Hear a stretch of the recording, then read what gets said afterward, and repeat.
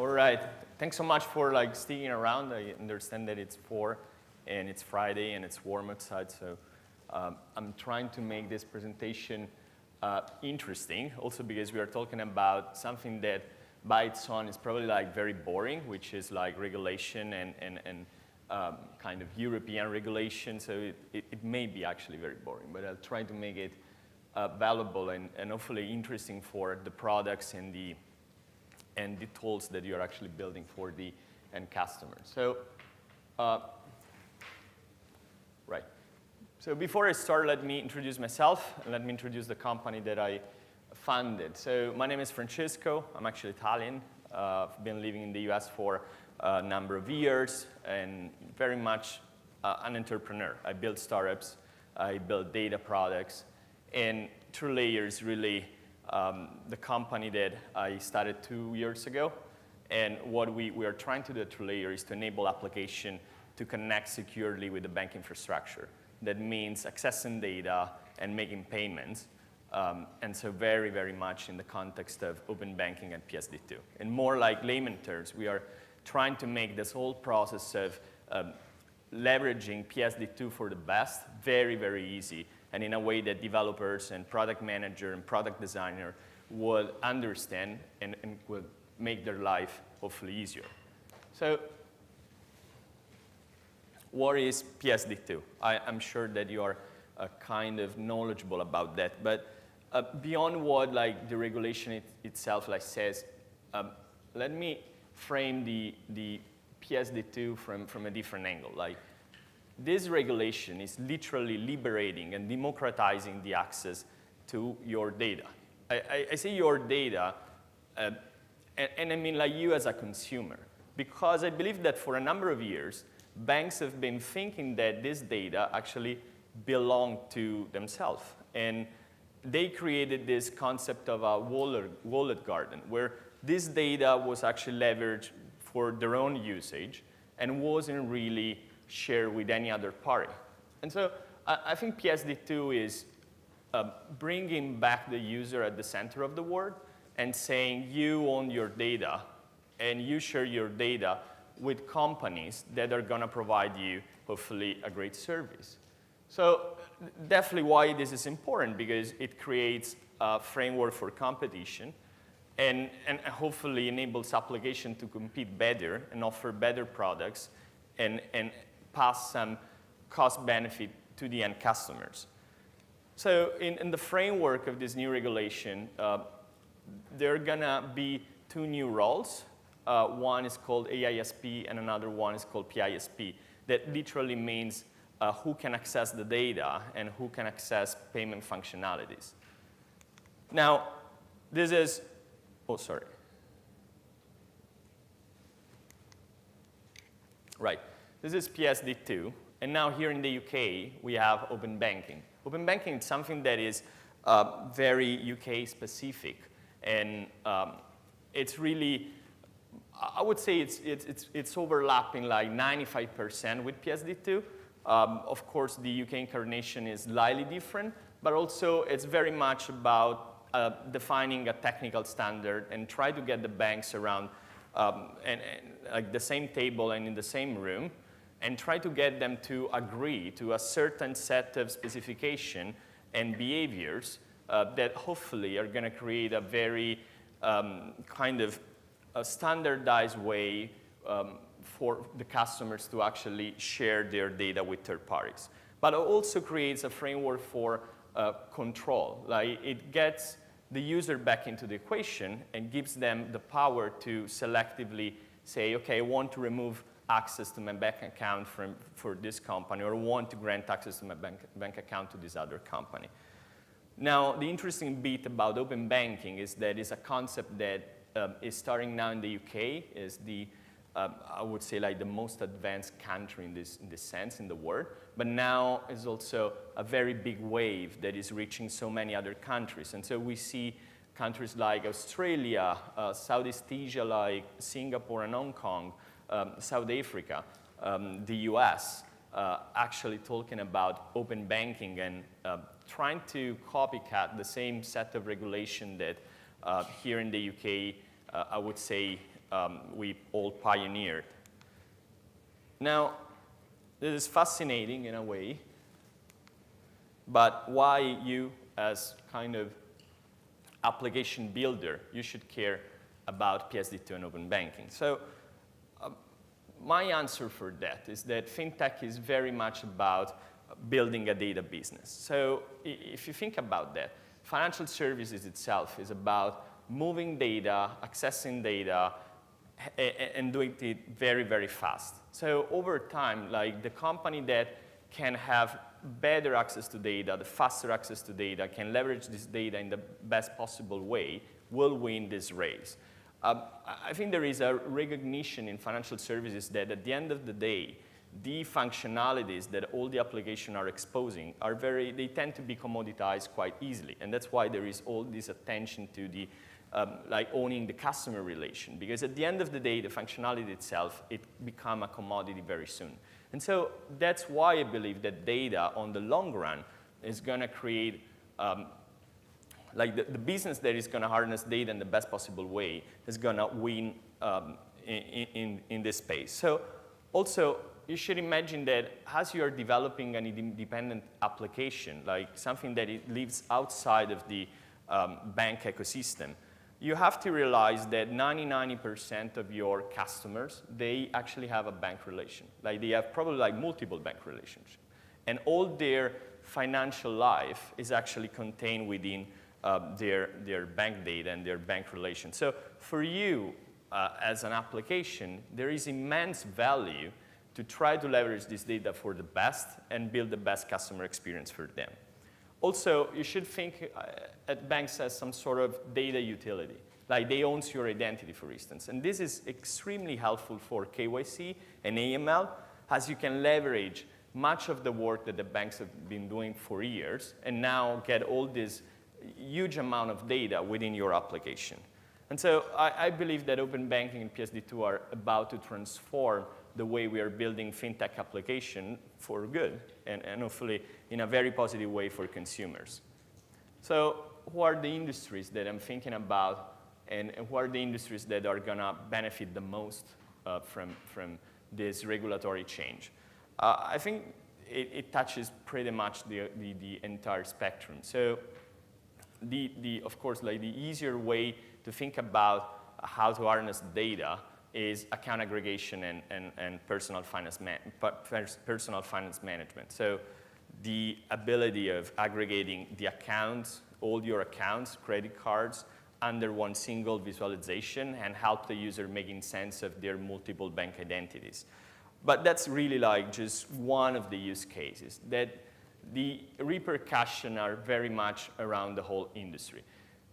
Like, I'll make an example. Like lending is going to be impacted by open banking in a massive way. Right now, we are all leveraging credit bureaus data, which is quite partial as a point of data for pricing risk. With open banking and PSD2, you will be able to have a transaction-level information on how the user is financially behaving and price the risk accordingly. That hopefully will create a very streamlined way for user to get on credit and access credit, will open up and democratize this activity, but also give them, hopefully, way more competitive landscape where they can access this credit.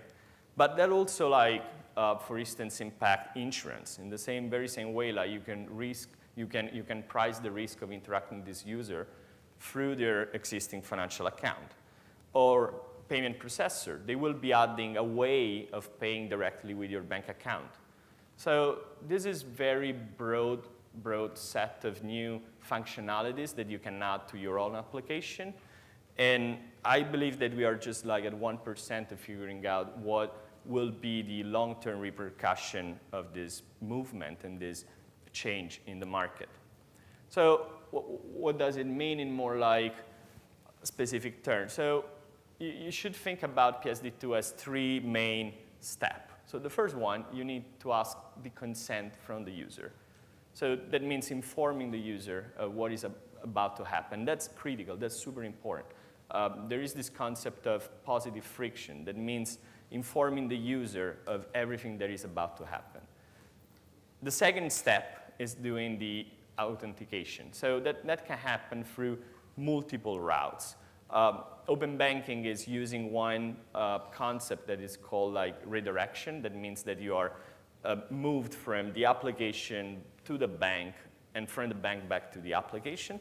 But there are actually other ways for authorizing the user and validating their identity. That includes somehow credential sharing, which is something that has been extremely like conflictual in a way. But PSD2 is also creating a, let's say, regulatory framework and legal framework for third-party application to ingest user credential, pass those credentials to the bank in a secure way.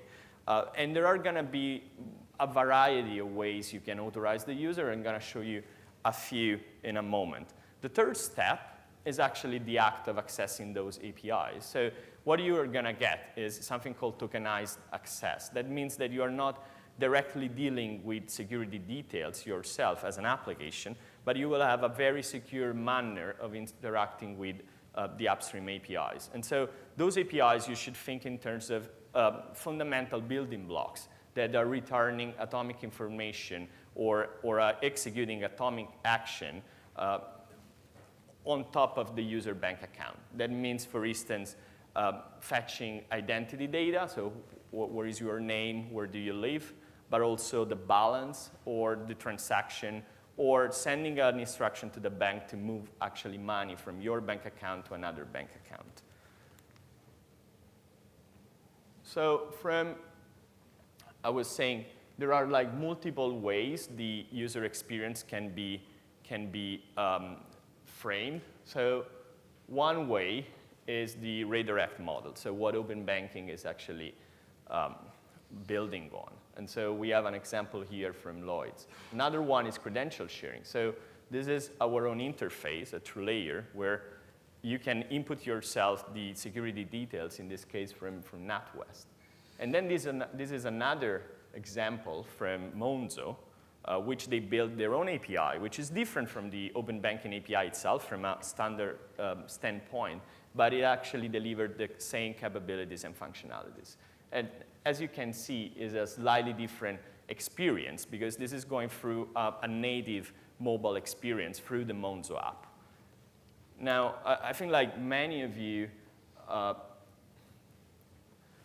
know about open banking and what is the concept, but I truly believe that very few of you ever seen what is open banking in action, like what the banks are actually building. Wow, a lot of excitement. I understand that. I understand that. So let me show you something that is a real open banking application. So let me introduce you Piggy Bank. So Piggy Bank is a just demo app, something that we built to show what TrueLayer is all about, but also the different ways you can connect the application with the bank infrastructure. So I'm gonna do something that is quite scary for me because I'm gonna show you my bank account. So the first thing that I'm gonna do, I'm gonna use credential sharing. So I'm gonna select Lloyd's. I'm gonna input my credentials.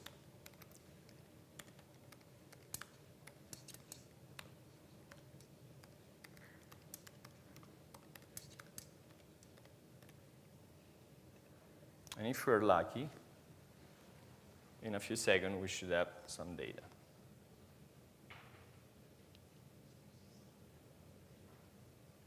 You know, this is always very, like, makes me always very nervous. I think I typed the wrong password. Sorry. Passwords are actually an issue of this word, as we learned from the previous.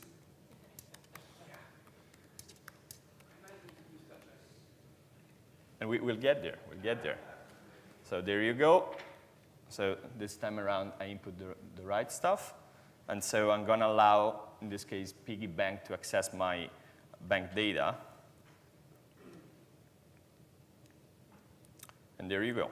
As you can see, there's not much money in this account, but those are this is a real bank account from Lloyd's. Those are real transactions. So now I'm going to use the same bank account to show you the flow of open banking. Now, I need to actually do something here. That is enabling open banking with a flag. Just a second. There you go. So this time around, I'm not using credential sharing, but I'm using the open banking standard. So I go on this other icon here, which is Lloyd's through open banking. And I'm actually redirected on Lloyd's. So of course, the user experience is completely different this time around. Now, this resolution is probably not the best. I'm trying to make it larger for you. As you can see, the bank is, of course, informing the user of what is about to happen. So this is what I call like positive friction. So telling the user of why and what the application is about to access. And so I'm going to go through the very same number of steps. So I'm going to input my username.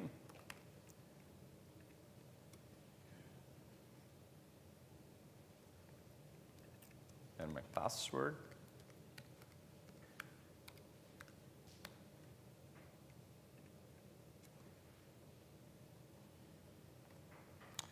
And a few letters of my memorable word.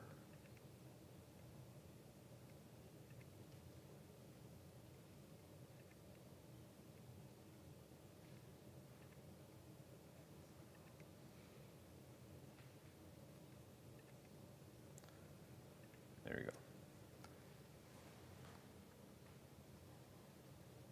So I'm going to select the same account as before and authorize the application. So as you can see, the user experience is quite different this time around. Like, we went through a few seconds through credential sharing to almost like a minute with open banking. Now, whether it's positive or negative, I'll tell you in a moment because I have some data about that. But I have to say the Lloyd's is probably like, I would say, an experience in the middle. There are banks that are way worse in terms of user experience, but there are actually a few that are a little bit better and a little bit more streamlined. So now the third bank that I'm going to show you, so as you can see, the data is exactly the same as before, right? So there's the very same bank account, just the user experience changed a little bit. And now I'm going to try to connect Starling Bank. So Mirta here will help me. So Starling is using a different way for authorizing an application. So instead of asking for username and password, they are actually showing a QR code, and through their own mobile application, you are supposed to like take a picture, and then immediately you are into like your bank account and able to share the data with third-party application. So if you, yeah, this is like expiring. Like, do it. So we are taking a picture. She's like agreeing to terms and conditions directly inside of the app. This is progressing. I'm allowing Piggy Bank to access the data. And boom, you get the data. So this is like to give you some sort of like idea of the different ranges of user experience that you're going to find when you are starting to deal with open banking and PSD2. So we are, I think in a way, we are getting from a very conceptual level of what PSD2 is all about to starting to see how this is going to impact our application and how this is becoming a very viable way for interacting with existing users. And also taking into consideration that today, like, we were just showing data, but with the very same mechanism, you are also able to make payments. So how, let's say, different ways and different experiences are eventually impacting the conversion rate of consumers that are trying to share their data. So, of course, there's one, let's say there's one dimension that we have to think about, which is why we are asking the user to share data. So there are multiple use cases, multiple reasons why an application wants to do that, and it's extremely important to communicate well that to the user. So what we have seen through like all the applications that we actually support is that we see everywhere between 50% and 80% conversion rate. And of course, that completely depends from the nature of the application. So if the user is set up in a way and explain very well why they should share their financial data, let's say for applying for a loan, then they will be extremely willing to do it. They are actually already doing it by, for instance, sharing their bank statement with third parties. So this is not an entirely new concept. It's the way the connection is happening that is actually pretty new. Of course, the user experience that changed completely the conversion rate. So here I'm showing data points. Like I'm not actually showing the name of the banks. I'm not showing the absolute numbers, but you got like the proportion. So the from like one column is open banking, the other column is direct access or credential sharing. So as you can see, open banking is converting less than credential sharing, which is something that is, as you think about that, it sounds very weird because you are sharing your security details with another party. So you should think that a user will be actually negatively impacted by this user experience, but actually it's not, because it turned out to be sleek and fast. While open banking in the implementation of the different banks is still like pretty complex and pretty convoluted. Also, you can see like that among different banks, there is a whole range. So bank number one, they made a pretty decent implementation with a very nice flow, very simple, very sleek. And if the conversion rate of the redirect to the bank versus the credential sharing is actually quite the same. The bank in the middle is something in between. And as you can see, it's probably like half the conversion rate that you got with credential sharing. The third bank is actually using the coupled approach. So it's asking the user to open a mobile app and then go through the different menus and look for a specific button to authorize the application. So it takes almost like 3 or 4 minutes, and then you have to explain the user exactly where to find this button. So the conversion rate, as you can see, is extremely poor compared to credential sharing. Now, why this whole process is extremely important, and is extremely important that applications are eventually sharing this data back with banks.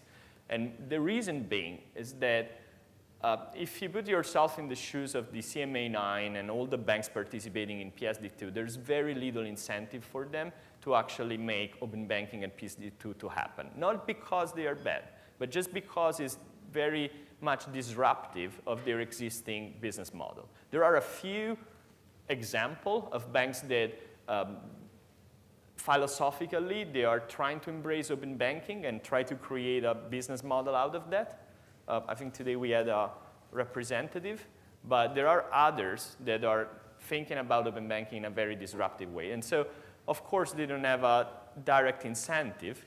And by being able to create our own user experience, I believe we are pushing the entire industry to improve. So my vision is that 2-3 years from now, we're going to have extremely smooth way for connect your bank account. But in order to do that, we must allow for experimentation and, let's say, a lot of competition between the banks to try to push the user experience to the next level. Now, you as an application or a product manager, a product designer, what do you need in order to start connecting your app with the bank infrastructure and with PSD2 and open banking? So you need 3 different things. Like one, you need an FCA license. So if you want to access data, you need to be regulated as an AISP, Account Information Service Provider. If you want to start making payments, you need to be regulated as a payment initiation service provider. The second bit is that you have to sort out a lot of tech complexity, because the reality is that the standardization of all this flow is still just not there, and maybe it won't ever be there. So if you look at not just the UK, but like the European landscape, we already have 4 different standards when it comes to PSD2, and banks are not necessarily mandated to, let's say, get on one standard or another. So it's entirely up to their control to decide how to implement this regulation. And so you have to figure out all the complexity of encryption, security, the data model, and standardization across different countries, across different banks. And the third bit is actually how do you manipulate this data?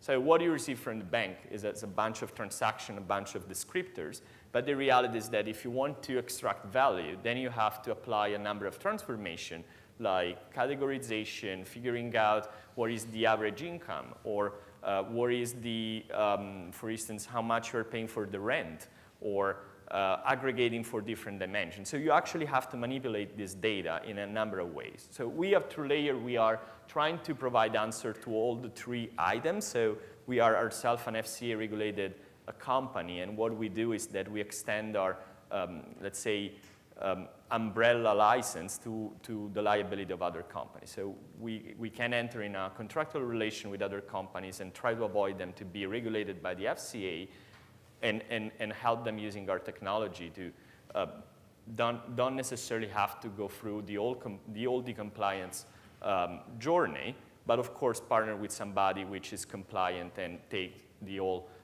connectivity in a very serious way. Also, we sort out this tech complexity by creating a standardized way to access the bank infrastructure. And third, we build on top of the single transactional data a number of services like classification, categorization, and so forth. That means for you that you can build your application faster, better, and in a fraction of time and cost. So what is next in the open banking and PSD2 evolution? I think there are a number of things that needs to happen, but very much everything starts with the user at the center of this journey.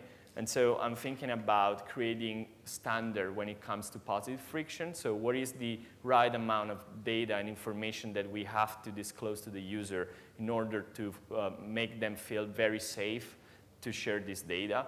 But also thinking about what we have to do at an infrastructure level to make this data safe, how we should behave as companies and businesses now that we are entitled to receive this data and make responsible choice on behalf of our customers. I believe that this is extremely exciting, and this is creating really a new world of financial services, but we, as a community, as an industry, we have to realize that the responsibility for us is increasing very, very much, and we have to be extremely careful on how we message this new world to the customer and how we are going to create user experiences and products that are going to make them feel very, very safe. Thanks so much. Happy to answer your questions.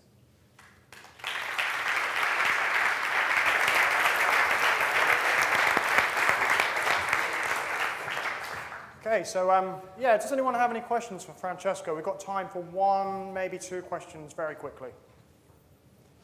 If we don't have any time for questions, that's fine. We can move straight on. Anybody? Here we go. 1 question over here. So what's the difference between, the different choices? Do you still get the same security or insurance using, inputting credentials rather than going through the bank verifying who you are? Well, the main differences are, I guess, so just to repeat the question to the audience. So what are the differences between one journey or another, like through credential sharing or through the redirect of open banking? So, well, there are different things. So one, of course, is the customer experience. So this is very different and it varies. So there are probably like some use cases where I'm thinking about SMBs and corporate accounts where being redirected to the bank portal is actually very much reassuring the user on the other side of the screen and really creating a safe environment. Whether maybe consumer application, they will privilege a fast, swift way of connecting a bank account. But also in terms of capabilities, they are slightly different. So open banking is extremely narrow right now in terms of the data that they do provide. So it's very limited to current accounts, and it's very limited to the CMA 9, so the 9th largest bank here in the UK. Doesn't include personally identifiable information, doesn't include credit cards, loans, and so forth. With credential sharing, you got all those data points, you got your identity data, you got credit cards, you got loans, you got mortgages, you got saving accounts. So it truly depends what is your use case and what is the need of your kind of data intake. And of course, I would say that open banking is the first wave of APIs that are actively supported by banks, and so they will provide some degree of SLAs and some degree of, I would say, support from the bank itself versus other routes that historically they have been screen scraping or direct access where are not necessarily supported by the bank at the same level that open banking will be. Fantastic. I don't know if my mic's on. Here we go. So I'm going to wrap it up there with Francesco. Thanks so much for speaking. Round of applause for Francesco. Next up.